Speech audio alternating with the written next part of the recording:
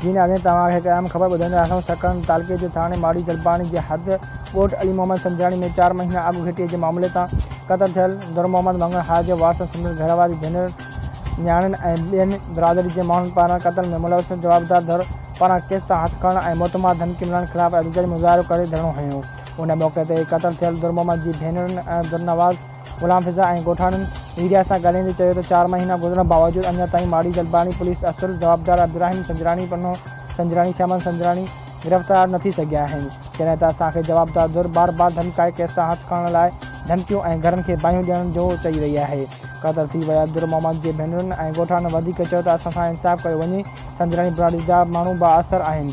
असां मजबूर थी पंहिंजे बचनि समेत एहतजाज करण ते मजबूर आहियूं। हिननि सुप्रीम कोर्ट पाकिस्तान वज़ीर आला सिंध IG सिंध ऐं ॿियनि वस वारनि खे इंसाफ़ जी अपील कंदे असुल जवाबदार खे गिरफ़्तार करण जी घुर कई आहे।